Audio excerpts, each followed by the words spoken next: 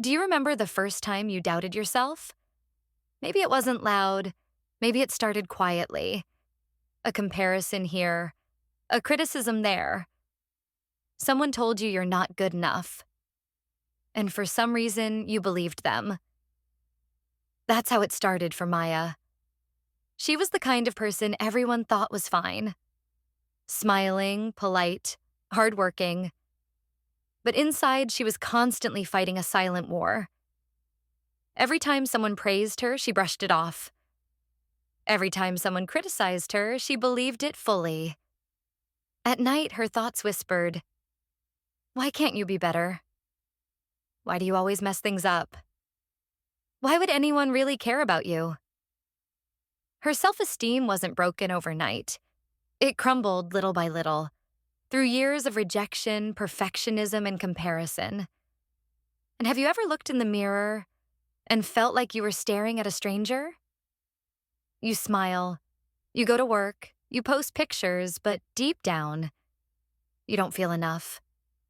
You tell yourself, if only I was prettier, smarter, richer, maybe I'd finally feel good about myself. That was exactly how Alya felt. Alya was 26. She had a stable job, a decent apartment, friends who thought she was doing fine. But every night before bed, she'd scroll through social media and feel that familiar sinking in her chest. Everyone seemed happier, more successful, more loved. She'd whisper to herself, "Why can't I be like them?"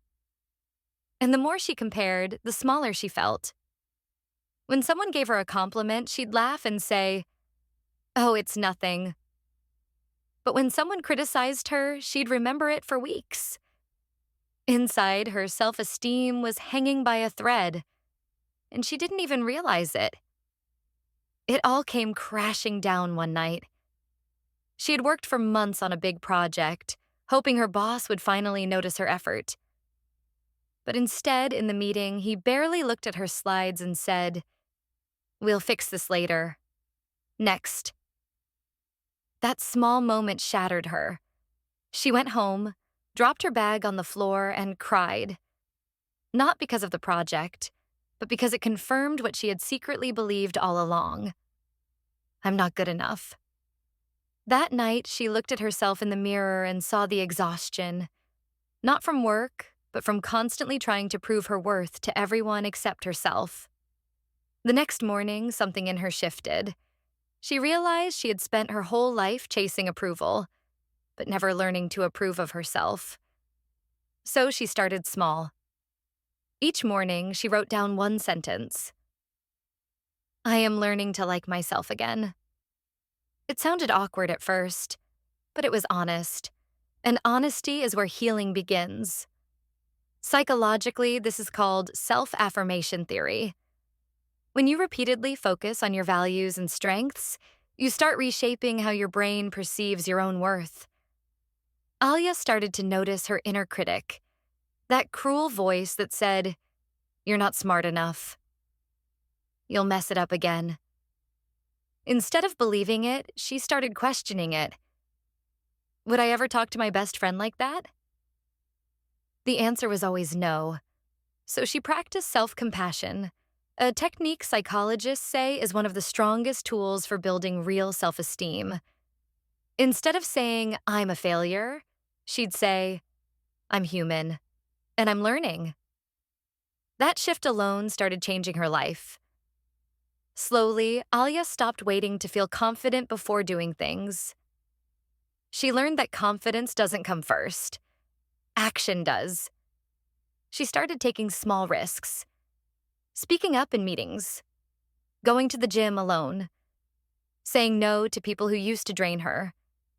Each action became evidence for her brain. See? You can do hard things. This process, known in psychology as behavioral activation, helps rebuild self-esteem through lived experiences rather than thoughts alone. You don't need to believe you're strong before acting strong. You just need to act, and your brain catches up. As she grew, Alya realized another truth. Self-esteem doesn't survive in toxic soil. So she started curating her environment. She unfollowed people who made her feel small, distanced herself from friends who only took energy, and surrounded herself with people who spoke life into her. She started therapy, not because she was broken, but because she wanted to understand herself better. And little by little, she started to glow differently. Not because she changed who she was, but because she finally stopped apologizing for being herself. 1 year later, Alya looked in the same mirror. Same girl, same eyes. But this time, her reflection felt familiar again. Her life wasn't perfect, but for the first time, she didn't need it to be. Because she had finally learned something powerful. Self-esteem isn't about thinking you're better than others. It's about knowing you're worthy, even when you're not perfect. Psychology behind it. Self-acceptance.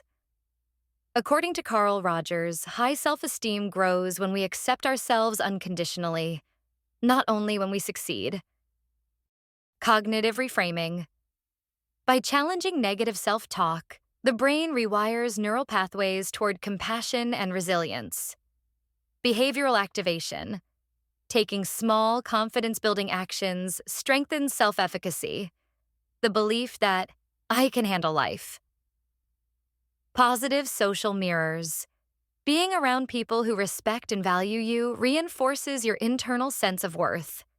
Improving self-esteem isn't a straight line. Some days you'll feel strong, other days you'll doubt again. But remember this, you don't need to be fixed. You just need to come home to yourself. And every time you choose kindness over criticism, every time you choose effort over fear, you're slowly becoming the person you were meant to be. Enough as you are.